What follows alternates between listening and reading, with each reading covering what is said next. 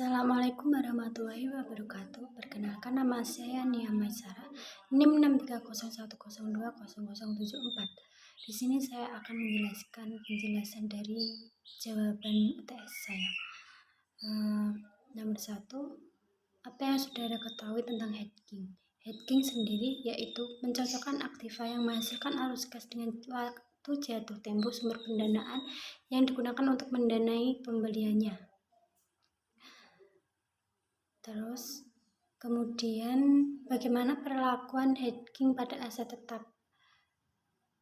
Pada aktiva tetap yang dimiliki lebih dari 1 tahun, yaitu kita harus didanai dengan sumber pendanaan jangka panjang dan spontan.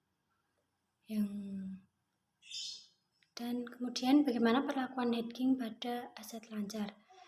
Pada aktiva sementara atau aktiva lancar yaitu yang dimiliki kurang dari 1 tahun, kita harus didanai dengan sumber pendanaan jangka pendek. Yang kedua yaitu investasi mana yang lebih aman. Kemudian jelaskan menurut saudara sendiri mengapa memilih jawaban itu. Dari beberapa pilihan di atas, saya lebih memilih investasi emas karena akan memberikan keamanan finansial dan kepastian daripada berinvestasi pada aset lain. Tidak seperti aset lain, emas terbukti tahan terhadap inflasi. Meski nilai mata uang suatu negara meningkat atau menurun, emas memiliki nilai yang stabil. Resiko memilih investasi emas juga sangat rendah. Nomor 3, sebutkan dan jelaskan jenis biaya modal. Menurut saya, biaya modal dibedakan menjadi 2 macam, yaitu 1. Biaya modal secara individu. Biaya modal ini terdiri dari biaya modal utang perniagaan, biaya modal dari utang jangka pendek, dari utang wesel, dari obligasi, laba ditahan, dan biaya modal dari penggunaan saham preferen. Sedangkan biaya modal secara keseluruhan, jika perusahaan menggunakan beberapa sumber modal, maka biaya modal yang dihitung adalah biaya modal rata-rata tertimbang dari seluruh modal yang digunakan atau bisa disebut dengan WACC, yaitu Weighted Average Cost of Capital. Nomor 4.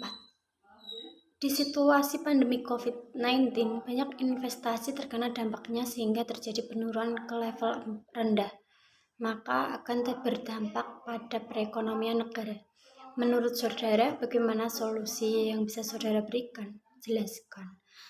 Menurut saya, salah satu target industri yang paling merasakan dampak COVID-19 adalah sektor pariwisata. Hal ini terutama disebabkan oleh kebijakan Indonesia dan negara lain yang menutup akses bandara dari penerbangan internasional yang membuat jumlah kunjungan turis ke Indonesia anjlok. Badan Pusat Statistik mencatat terdapat penurunan sebesar 7,62% pada kunjungan wisatawan mancanegara di bulan Januari 2020. Periode saat COVID-19 mulai merebak di dunia. Akibatnya, menurut Kementerian Ketenagakerjaan, tidak sedikit pemilik hotel di Bali dan Batam yang terpaksa merumahkan karyawan mereka.